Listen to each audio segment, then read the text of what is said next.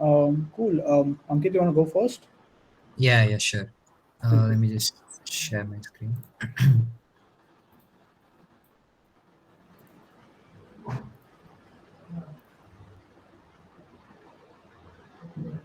No, you were right. As it is, you're gonna go first. Yeah, is it visible? Yeah. Just to give everyone context, uh, we are going to be following the same order as what is there on Notion. So Ankit, I think till Ankit, everyone has done. Yeah, Ankit, you Okay. can start. Yeah. So hey guys, I've been allotted the set protocol. With they have a front end which goes by the name of tokensets.com. So essentially, what set protocol does is let you purchase cryptocurrencies in the form of ETFs. So say somebody makes a, an investment strategy which involves like 20% Bitcoin, 20% Ethereum, and so on and so on. So what happens is this entire basket is converted into ERC20 tokens. So as and when these people adjust their investment strategies, since you own an ERC20 token of this basket, essentially even your portfolio will adjust automatically as per what they have changed it to. So essentially this is something that's very useful for people who really don't want to like keep monitoring the market and like adjusting their portfolios based on how things are changing.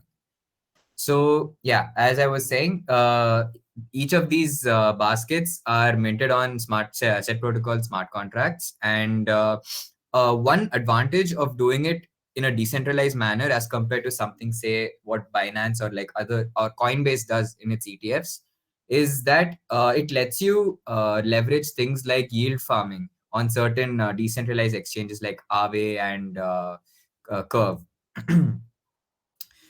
Yeah. So Set Protocol essentially has four major products. First one is portfolio sets. These are like investment strategies that Set Protocol themselves have come up with, and they keep adjusting the values as in when the market determines it. Social trading sets is something where the entire community votes on how each basket of these ETFs should be structured, and traders are essentially those people who have gotten like extremely high returns over the past year or two, and they can put up their investment strategies and people can subscribe to their basket essentially by purchasing an ERC20 token from their strategy. And robo sets are basically like uh, they're basically bots that do arbitrage in between different DeFi platforms like Aave and Curve. And yeah, so they usually don't make as much profits as the other three products, but yeah. Set has recently come out with a version 2, which essentially lets them like Ethereum, wrap Bitcoin, USDC, DAI, and Link. And now the protocol is going to allow people to use many more coins and many more tokens and protocols. Apart from this, it also allows people to do yield farming. Like say a person who is trying to create an investment basket which involves yield farming on a particular token pair on say Aave. Now even that gets reflected in the ERC20 token that you purchase via said protocol. One of the popular baskets or investment strategies on set protocol is the DeFi Pulse Index.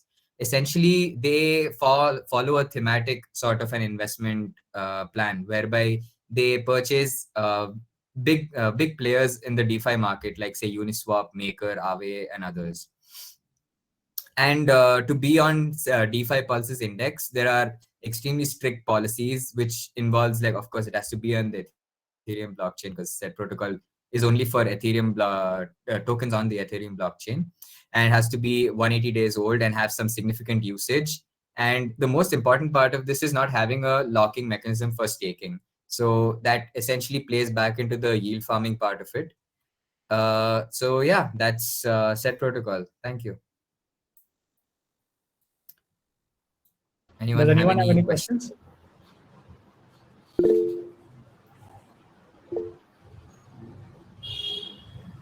Basically, yeah. Essentially, that's what it is. Small cases for the Web3. Does anyone have like any particular questions? Cool. So before we go next, I think I should tell you a couple of more things. First thing is like I revisited last next week's coursework. We have decided to like remove a few things so that you folks can focus more on your idea. So that is something we have taken care of. Maybe we'll have sessions, but not like where most of your time is going into finishing the assignment. So that is something we can take care of. We'll have a doubt solving session as discussed yesterday, so that please collate all wherever you feel you're lacking the basics or everything. In case if you're not able to resolve it over chat with other folks in the fellowship, then you can step in and sort of take your mentor's help. Mentor as in like I'll again have Ankit or Harsh sort of help you out with that. Next is there was one more exciting thing which I had. Cool. Yeah.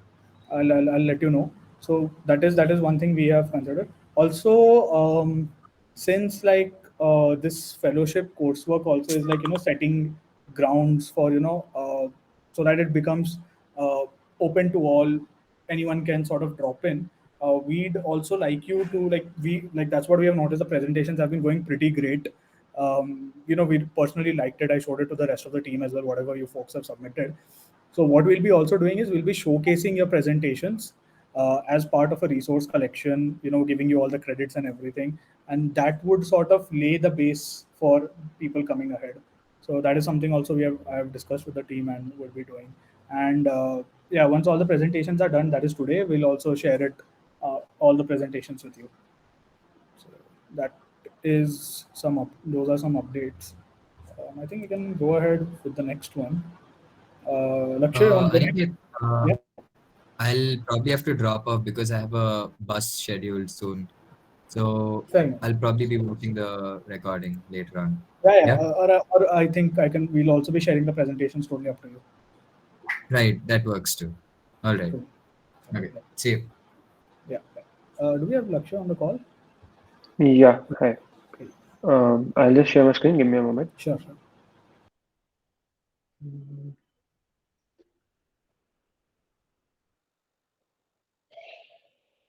Okay. I hope you guys are able to see my screen. Yes, we can. Okay, sure. Uh, Hey everyone. So my presentation is about leader finance.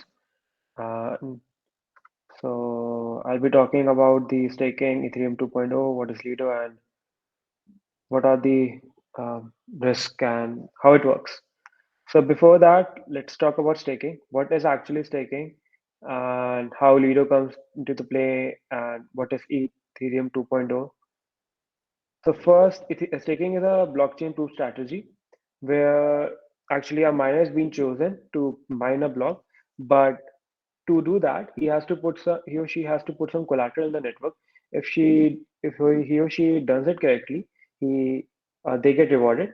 Else, they they get penalized, and the whole verification if the work is correct or not is done by the other miners. So it reduces the it's more efficient as all miners don't have to compete with each other. So only one is student. So that is kind of good thing. And basically, how we invest into it.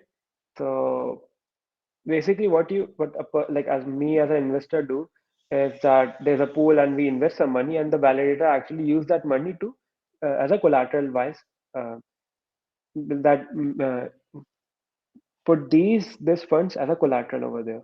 Okay, so that's how you get some share of the rewards. Let's talk about Ethereum 2.0 and the merge thing. So Ethereum 2.2 is actually based on proof of stack itself, which means that you can stack uh, Ethereum on the network. But it's still in progress, and the merge is actually going to take some time. So let's say I, as an investor, go on and invest some of my Ethereum on Ethereum 2.0. that Ethereum 2.0, like that Ethereum is just not illiquid, as in I cannot use it for the time being. The Ethereum, the merge is done and everything. So obviously, as a early staker, I would get some reward, but at that time, which is going to take some months or years, I still have that particular Ethereum locked. So how Lido actually solves it? Basically, when you actually invest on Lido, what they do, they give you an collateral tokens called STETH token, which pegs to the price of Ethereum price. So let's say as an investor, I go and I deposit some amount to Lido, and they give me some STETH. So I have my Ethereum being stacked, but I have that token which I can use in DeFi protocols or yielding or any kind of it. Which, and moreover, the best part is that you can redeem it at any time and you get rewarded right away. So more about how do you actually get rewarded. So this mechanism works.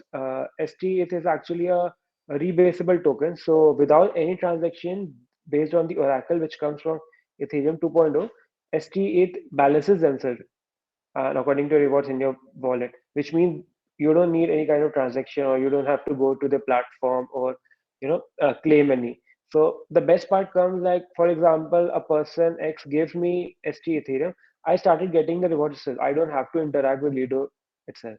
That's the best part, because these are rebasable tokens. And who mentor Lido? Lido is a DAO-driven project, and they have the LDO token, and they allow users to vote for features and all other changes. So uh, the risk is actually, like, there are four major risks. The smart contract technical risk. Let's say there's some bug or some way the smart contract can be hacked, right? Another is that the Ethereum 2.0 is still in development. There might be some bugs or some kind of error. The third is validator risk. So as I told you, while we stake, we give some amount to we give deposit that amount to a validator node, and they share the rewards to us. But what if the validator goes down for some time or something happened? And the last risk is STA losing its peg. It's actually happened some days back. The value actually gone down. Okay. And moving on, what are the future scope? And one thing I forgot to mention is that Lido Finance actually allows us to stake in other chains as well, such as Polygon and Solana, anywhere where the network allows a proof of stake. So right now Lido supports six chains, but in future, for future purpose, it can actually extend to more network. And the other thing which comes to my mind is cross network staking. For example, let's say I can stake Matic to get ST Solana. Maybe that is possible. And the most important thing, in my opinion, is actually an algorithmic mechanism to peg STH. Obviously, the mechanism works in a different way based on the market, the demand or supply. But there can be other ways so that this so that STH doesn't depeg. I guess that is it from my end. Just I'll just stop sharing my screen. If you guys have any other questions, you can ask. Is it still active after being depegged? Yeah, it is actually. If you go and you can actually buy, it's the variation isn't that much right now, but I guess it's stable at some point. Like it's 0.96 Ethereum, the values. I'm not very much sure about it. I don't remember the actual value. Okay, cool. Just let me. Yeah. Okay. Thank All you, right. everyone. Thanks, Lakshay. Thanks a lot. Next is Rakshit. Hey, You want to go next? yeah, sure. Am I audible by the way? Yep. Pretty sharp. Okay, awesome. Let me share my screen.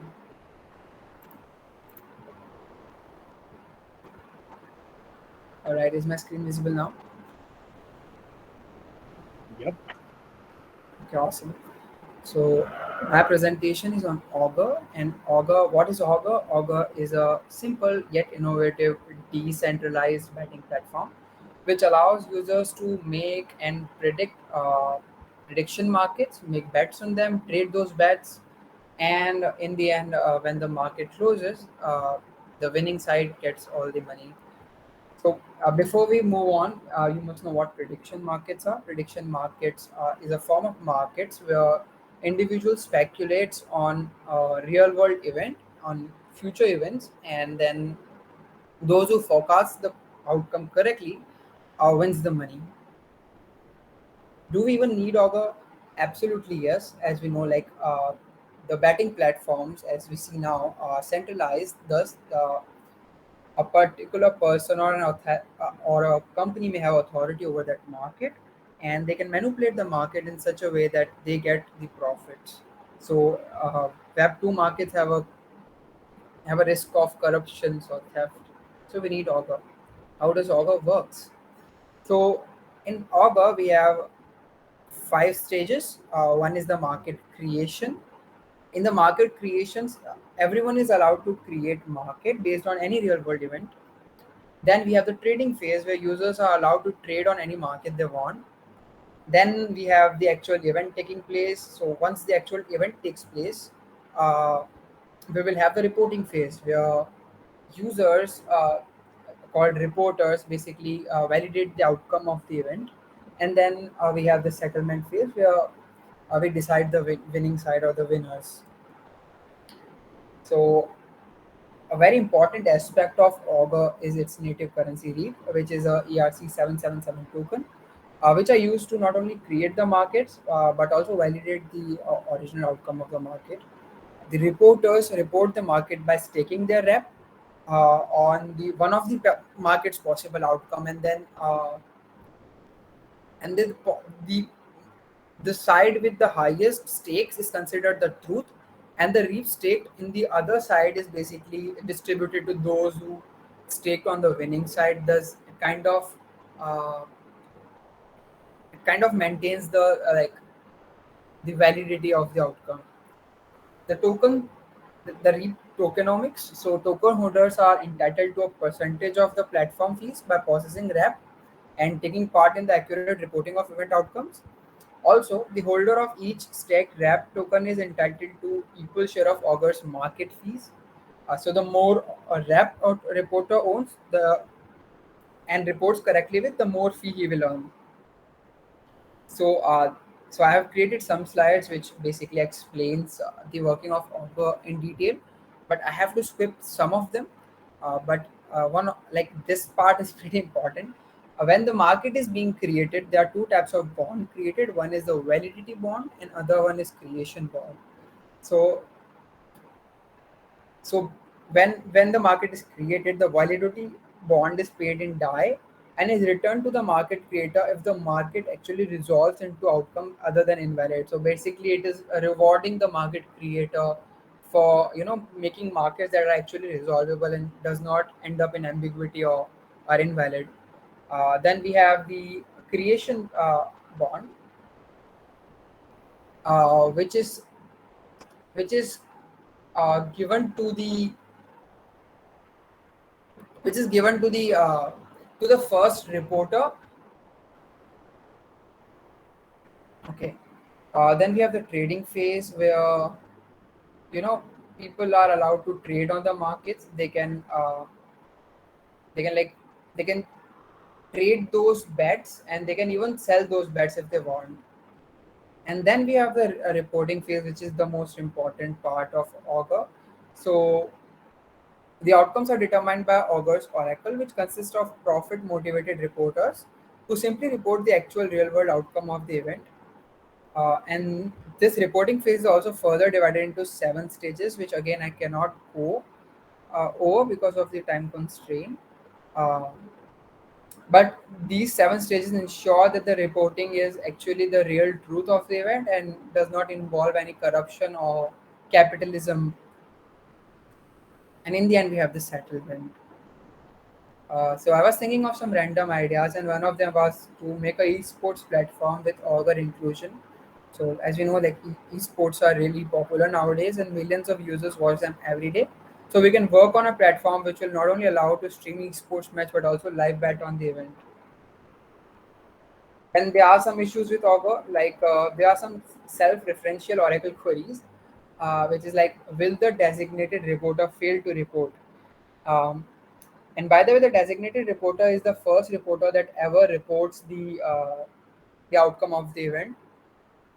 So the question can be will the designated reporter fail to report? And then it's up to reporter if he wants to, place a bet on yes or no, and then he can actually make that bet true by not reporting or reporting. Okay, we can actually improve the protocol by improving the pre-trade phase, where we can again we can allow the reporters to kind of validate the question itself, like the validate the market itself before actually making it available to the traders. All right, thank you. Any questions? Thanks, Lakshya. Any questions?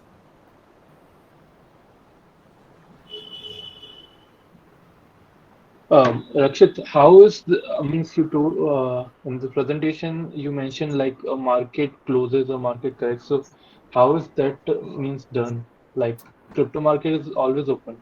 So how is the final price calculated? Like it happens, so like when the all the reporters report, there is a 7-day window of reporting, and once that window closes, the market creator Hmm. has to set a time, like when the market should close after the event, and then before it closes we have the reporter thing.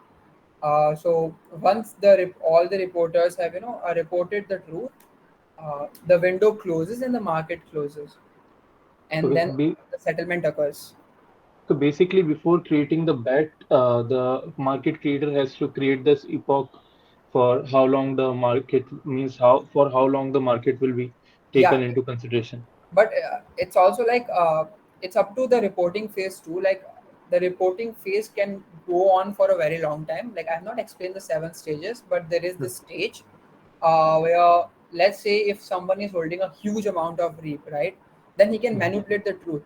So Hmm. if the amount is greater than 2.5 percentage, the all the markets basically closes down, and then a small like a small market opens where everyone has to uh, kind of validate the truth of that event. If not, the reap uh, will not become usable. So basically, in the entire the where all the reap tokens exist, let's say that that world is called the Genesis world, and all the Hmm. markets exist.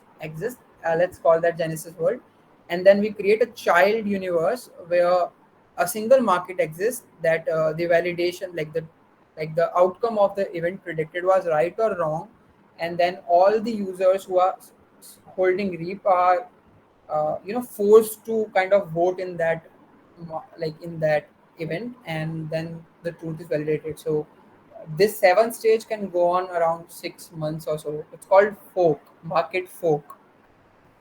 So So, right, yeah. okay. Thank you. Cool. Anyone has any other questions?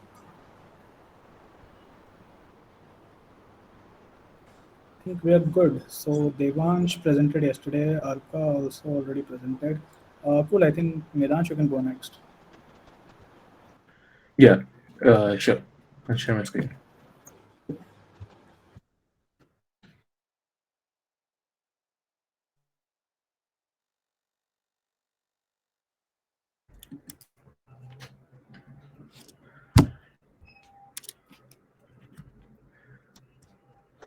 Oh, is my screen visible?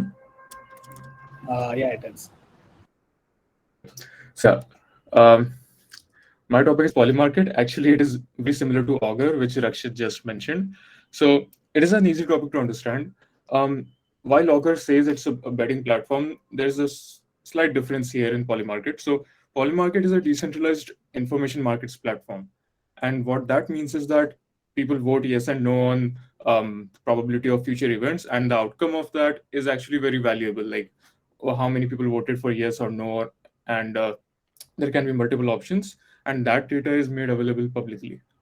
So it's part of a larger market called the prediction market, where you aggregate relevant information about the outcome of a future event. And just like so, like this is an example. Like if a weatherman says, "Is it possible to pass the passage?" then he's voting yes, and a local fisherman knows that it's not really possible, so he votes no. But you will get to see both of these responses, and then you can decide accordingly. And both of these insights are valuable to you. Uh, and market resolution, obviously, Augur has a different one, and Polymarket I will explain later on. So, yeah, what is it? Information and betting platform. And since there is really real money involved, the statistics from the voting can be valuable information. So um, it is based on betting essentially, but the primary goal of it is to provide actual information to the world. And as such, it has more than like $100 million in market cap. So yeah, an example is when will Ethereum merge to proof of stake, and that is valuable to know. Like, what does the general public think about it? And it's like you can see the volume is $1.7 million already in this, and there are some other ones also. Like, will Donald Trump be indicted by all of that kind of stuff? So yeah, many kind of things happen there. So voting. So there is a market group and there is a market. So a market group is basically the statement which says when will Ethereum merge to proof of stake, let's say. And it has volume and it has liquidity. I'll come to liquidity later. So the subject of voting market group contains many markets. So there are three types of markets. I will come to those two, which can have like either two options, yes and no, or they can have um, values which have scalar values, and you can see like there are so many options given, but you can have even more.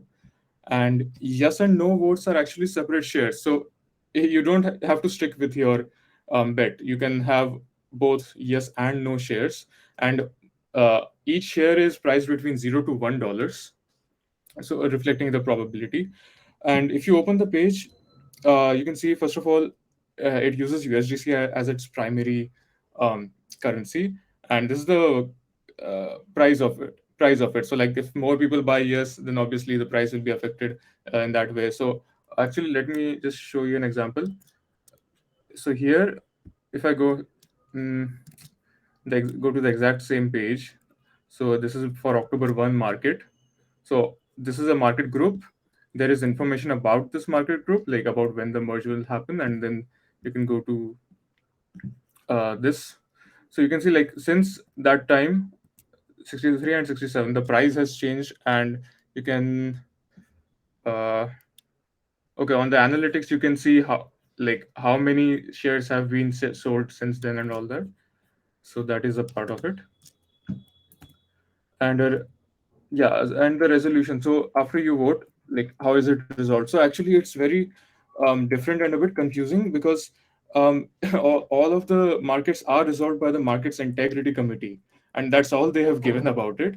So it seems a bit centralized, and it is, but it ensures the integrity of the market and efficiency. And they already have so many markets, and yet they're able to scale so much. So it's not completely centralized, but there is a committee of members that oversees the resolution of markets and types of markets. Okay, I think the slide uh, just got mixed up. It should be before.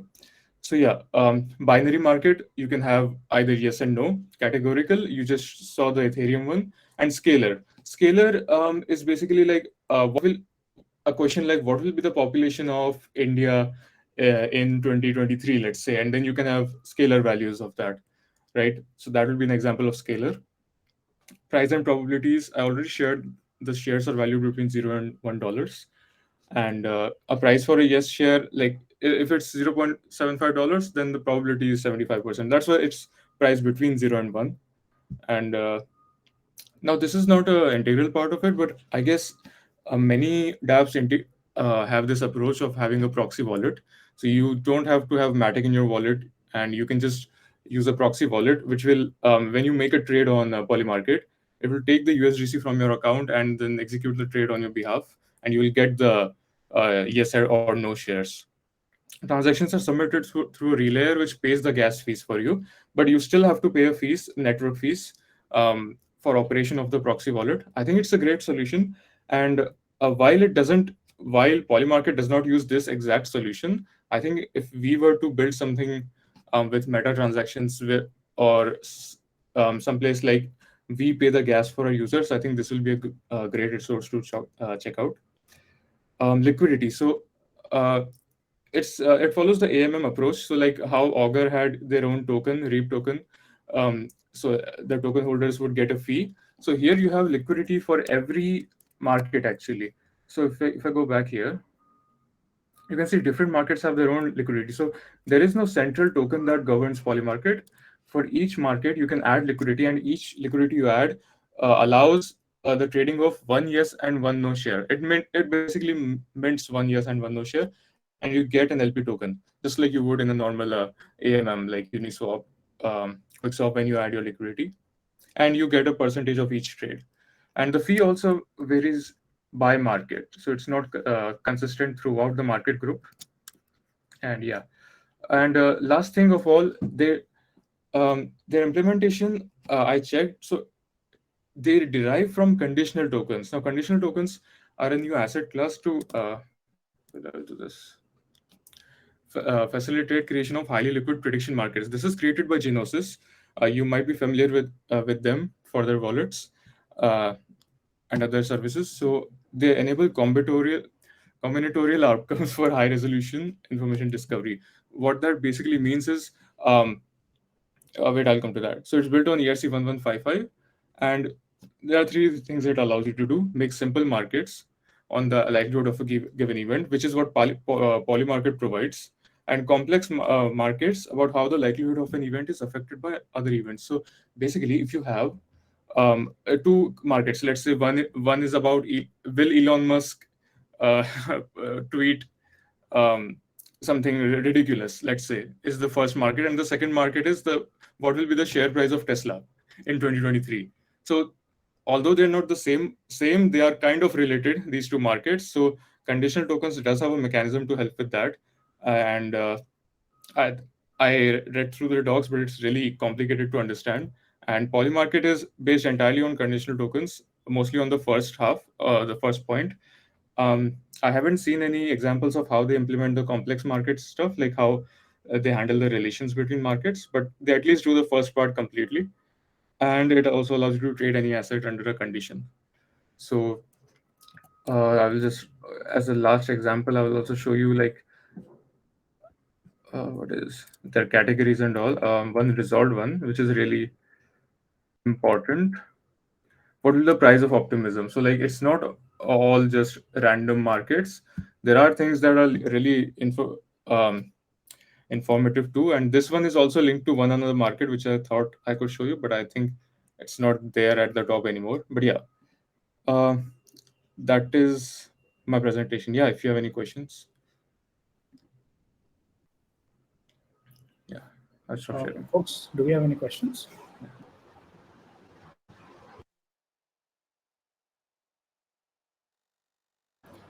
Cool. I think that was pretty well put together.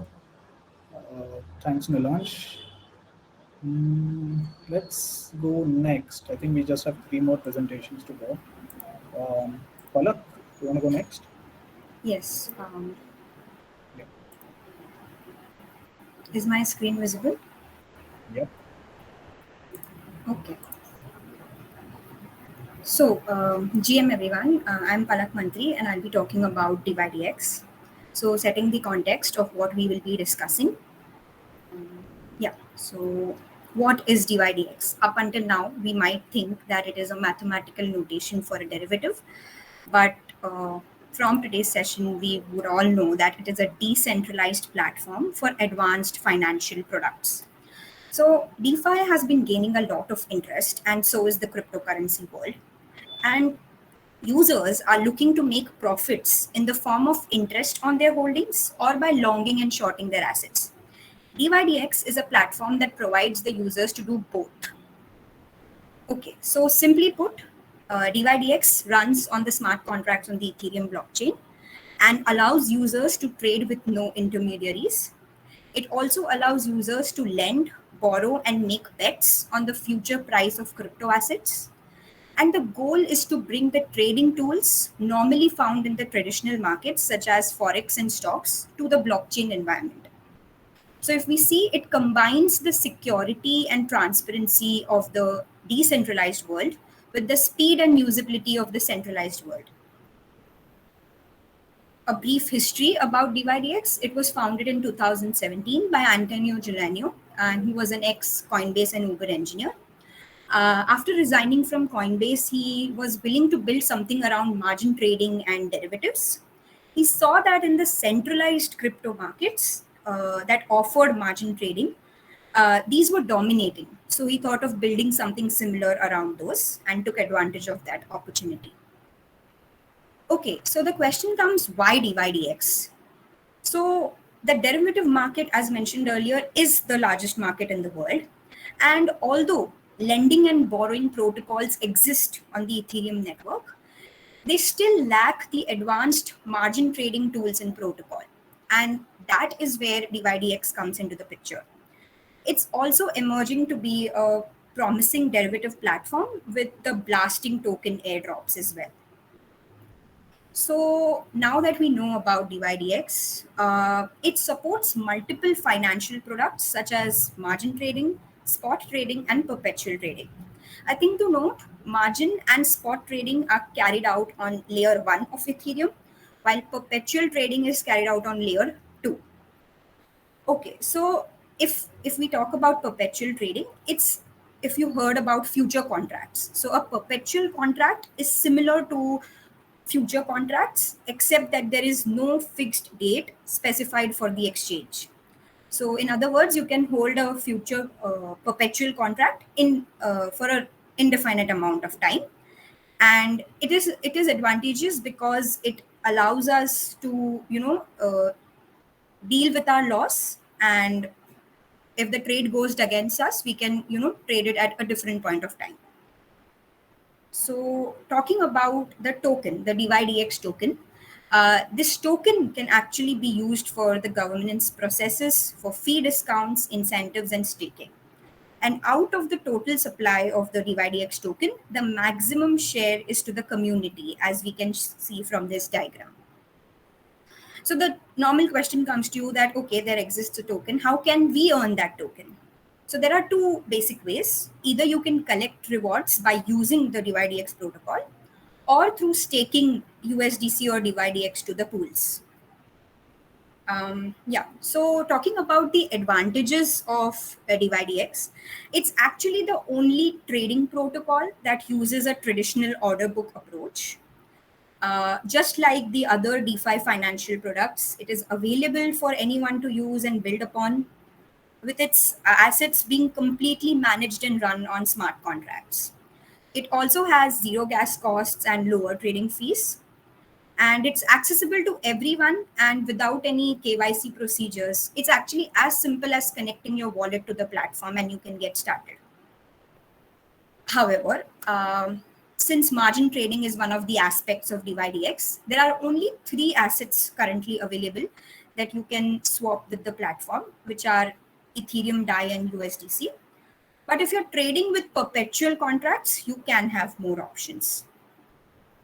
So to conclude, DYDX is the biggest derivative platform in the crypto space, and it has proved its potential from the start of its foundation. And so to say, it's a robust ecosystem around governance, rewards, and staking. So that is it for now. If you want to get started, this is a recent post that they made on their Twitter handle. I will share the link so that if you all want to participate.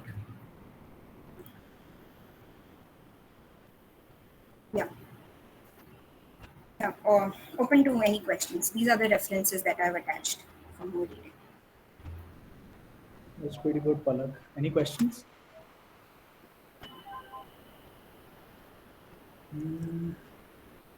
Looks like we're all good. Thanks a lot, Palak, for putting this together. Thank you. Yash, you want to go next? Yeah. Share my screen. Can you see my screen? Yep. Okay. Hi, everyone. I'm going to talk about honey.finance, and that was the topic of my presentation.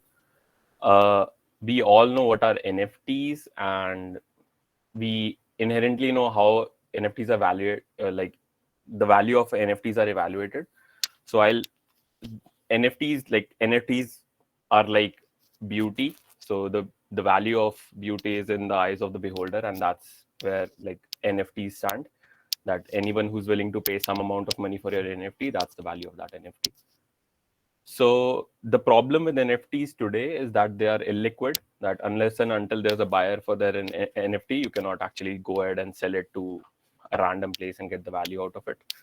And this leads to unrealized gains that you think, okay, if I buy this NFT, I might get this rich, I might get this amount of money, but it's not possible until and unless there's some buyer willing to pay you that amount for that particular NFT. So this presents the holders for an NFT a massive opportunity cost, and that opportunity cost basically is that if you take the same amount of money and invest it into DeFi or some other exchange, you earn fees from that or something like that. That would be way more and way more safe than investing into an NFT. So the solution that NFTs like the Honey.Finance offers is that they provide you loan for NFTs, and they are basically collateralizing NFTs. So you can submit your NFTs to Honey, and they'll basically give you a loan in exchange of that. But how do they achieve this? Is by two things. One is NFT pools, and the other one is BLP.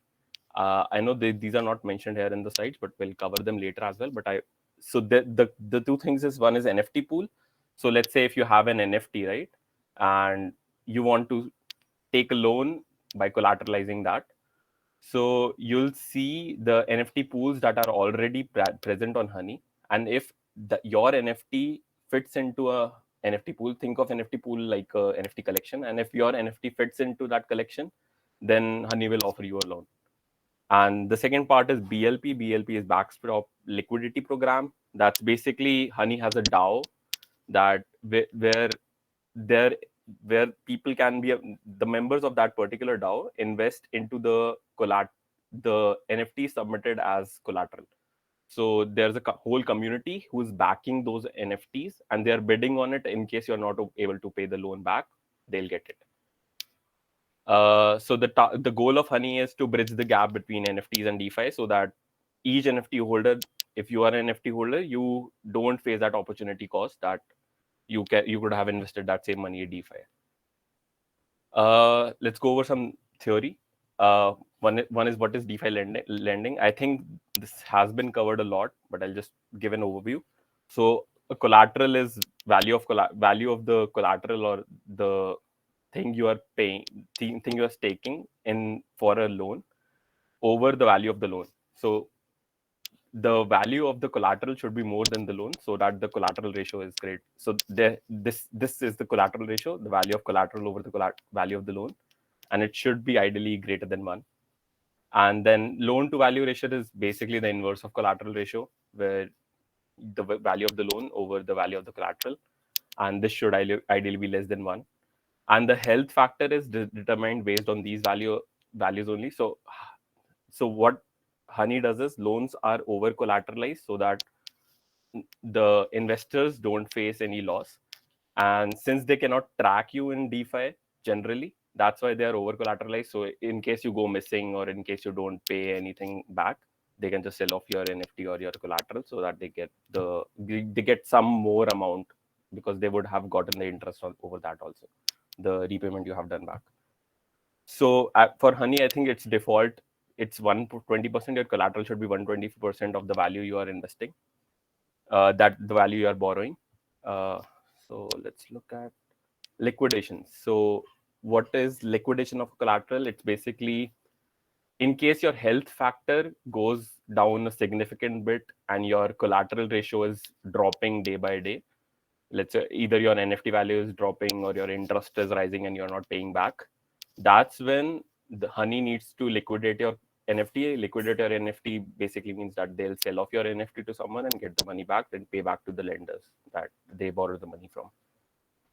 When do liquidations occur? I just covered that.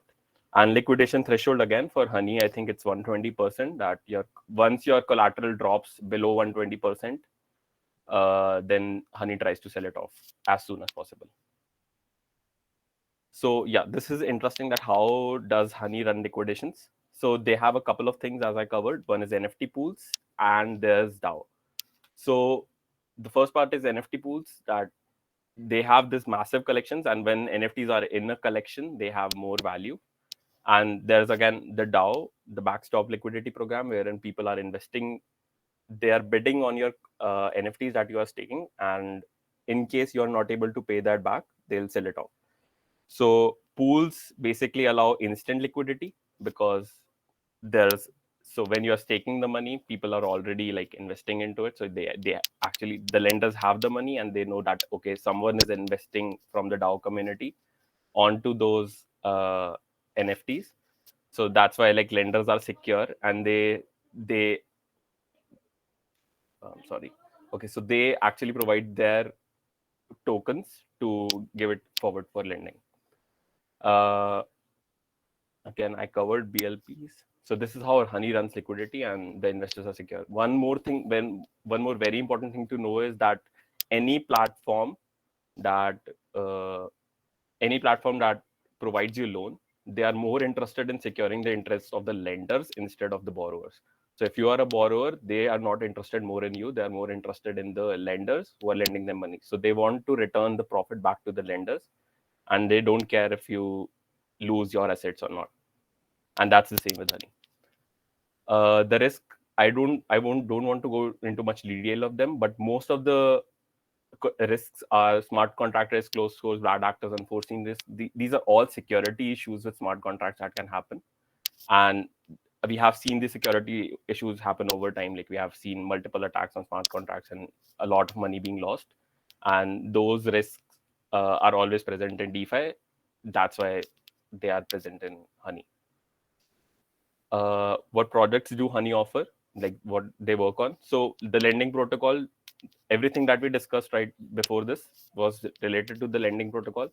They have three major stakeholders. One is borrowers who deposit their NFT and get a loan. Lenders are people who supply liquidity so that you can get the loan, and they are basically waiting for their interest back. And market admins are the people who create those lending markets. Basically, they create these NFT collections and they create the market for them. They increase the value. They are basically like uh, the advocates of those NFT collections, so that people are interested in bidding on them and joining the DAO community of Honey. Genesis NFTs and farms are other projects that Honey is working on, and I don't think they are live yet. They are like still experimenting, and you can join their alpha program to work with them. So staking as a service, someone already covered a lot better than probably I'll cover, but it's basically, you basically have those huge token farms so that you have enough liquidity for your NFT collections. And liquidity mining is basically, so the main coin that Honey uses is Honey token, and they actually provide you benefits for mining those Honey tokens, as well as you can stake your specific Genesis NFTs for that liquidity, and you can mine Honey for that.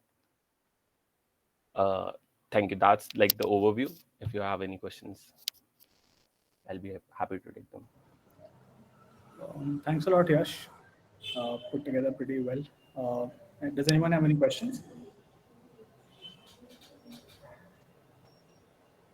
No one? Cool. I think we're good here. And cool. Yash is done. Okay. Last, we have Shubham. Last but not the least, pretty good meme. Uh, you can go ahead and present. Hey, yeah. So finally, cool. Yay. Nice. Let me know if my screen is visible. Yes, it is. Okay.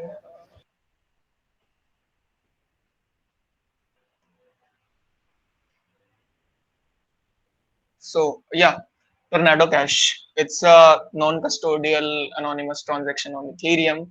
So long story short, like a single simpler way, I would tell ki you can send a transaction on Ethereum without telling like who is exactly the sender or who is exactly the receiver. Uh, so how it is done. So let's just see. there is a smart contract that accepts token deposit from like one token, and what happens is the smart contract that you deposit is a pool. So pool makes all the deposit assets, and this way it breaks the on-chain link between source and destination addresses. So and like for the withdrawal also, we can just go and confirm that yes, actually we are the like ones who this assets were supposed to be transferred to. So there is a process. We'll talk about it, and you get the the transaction from the pool back. So this is basically done to prevent to prevent the connection between the source address and the receiver's address. And this way, like a person can send private transaction on Ethereum. Otherwise, like anyone can see like in your wallet, like you to whom you are sending the money, and and some people might not want to reveal it. So this is Tornado Cash offers. Basically, Tornado Cash has like two protocol. Earlier one was the Tornado Cash, and newer one is the Tornado Cash Nova. Both are active, both are used, but there is like both have like different use cases and bit of a different way to use it. So how we use Tornado Cash Classic? User deposits to a pool, private note is generated, and this private note works as a private key. So let's repeat: a user deposit to pool, and a private note is generated, and this note is works as a private key. So what you have to do is, in case you want to send someone a private transaction on Ethereum, you have to deposit to the pool. You get a private note. You have to share the private note to the receiver that hey, now the transaction is done. This is kind of the claim voucher. You have to keep it with yourself, and when you want to withdraw at the withdraw end, you have to submit that private note, and you can get the withdrawal. And in case of Tornado Cash Classic, it's a fixed amount pool. That means that you cannot set the arbitrary amount like hey, I want to send like 1 ETH, I want to send like 2 ETH. It's not like that. There is like fixed amount pool. Either you can send like 1 ETH, 10 ETH, 100 ETH, like that. I'm not sure exactly the number, but it's like that. Like there is a fixed pool amount. And yeah, if you lose the private node, you loses the access. So if you after depositing to the pool, if somehow you loses the private node, you forgot to save it, there is no way you can recover it back. Now the different protocol is the Tornado Cash Nova. In this way, like funds are directly deposited again to the smart contract, and in this Tornado Cash Nova, a person has a freedom to choose customized amount. There is no like fixed amount pool. This is the arbitrary amount a person can choose, and no private key is needed or like note. In this, like smart contracts directly associate the withdrawal address that you provided to access the fund. Like in the withdrawal end, a person just has to connect the wallet, and you can see like there is a incoming transaction, and he just have to claim those transaction. And all these things are like hidden. It's not, the data is not accessible because of ZK Snark that they people use under the hood to verify these things. I'll also cover that. And the custody is kind of like acquired by two ways. There is like one way you can directly take it, and other is like the shielded. Yeah, like the Tornado Cash Nova is kind of the used for the two way. One is kind of you want to deposit to the pool and the withdraw, and there is a like other way you somehow wants to shield a transfer from the one contract to the other. There is yeah, there is I wanted to cover like this important part. All the time, like Tornado Cash community gets this doubt from the people like, hey, today I lost my private note, what can be done, like if there is any possible way.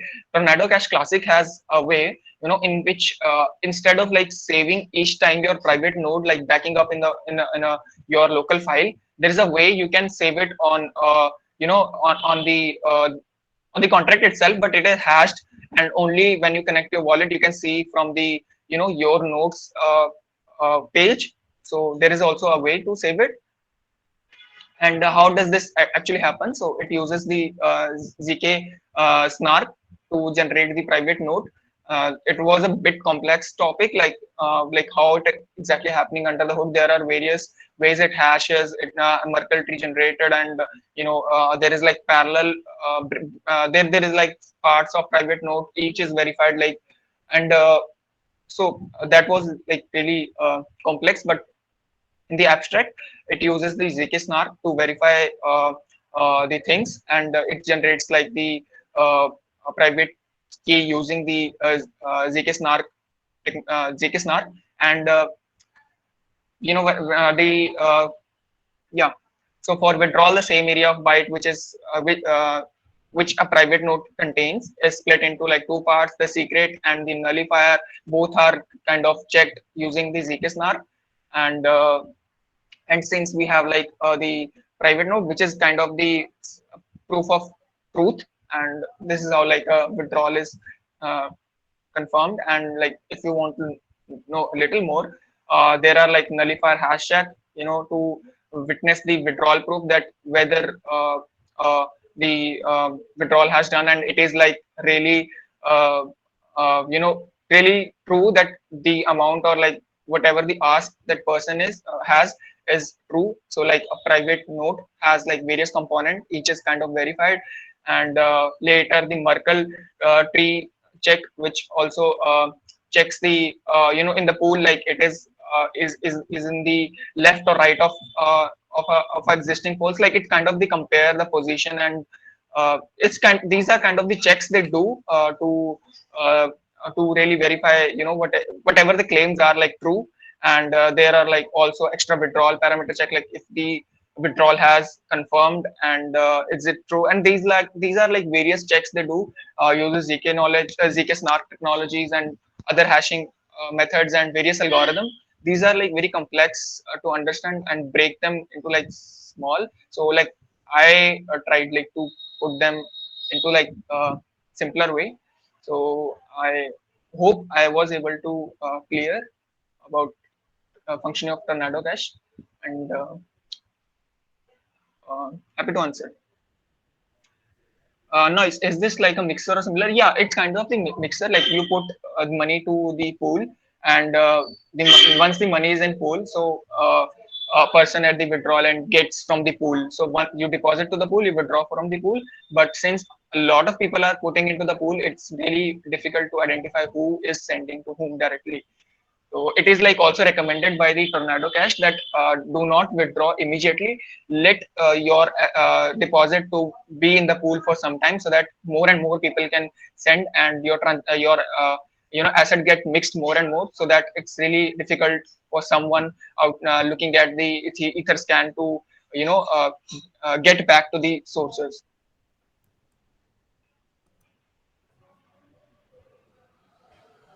Cool. Sounds good. Does anyone have any other questions? Yeah, actually, yeah. It is like said that North Korea is using Tornado Cash, since like they have like sanctions by the US and various allied countries. So it is like said like Tornado Cash is being used by the North Korea for money laundering, and but yeah, they people like the pool, and they want private transaction to happen on Ethereum. So yeah. Oh, it was used in Harmony hack. I didn't know that, but yeah, people each day in the Tornado community, ask this question, and they people are very kind of cautious about opening the community to other people. Like in the Discord, I did not get access. I had to tell like I am preparing. I had to prepare for the fellowship, and I need some information. So that after that, like they gave me access to Discord, and I could ask questions to the community people. Oh, like appreciate the effort you put into doing this. Yeah, it was kind of the confusing. Like if you read the how they are making the checks, so, yeah, and they are on the like 6 EVM chains, I guess. Like they are on Polygon, Ethereum, BSC, all the L2s. Got it. Cool. I think that was about it. thanks everyone. Like, pretty good presentations. This is definitely better than what we have been seeing in the past fellowships as well. Really well thought out presentations. The amount of research everyone has put in, really appreciate all the efforts that you have done. Yeah, and we'll be just like sharing your presentations across on Discord itself, maybe by today EOD or by tomorrow. And also, like, feel free to tweet about your presentations. We will also, sort of amplify it, because really, like, excited to see this kind of effort being put in. Before anyone drops, so like, feel free to drop off. Let me just like 1 second.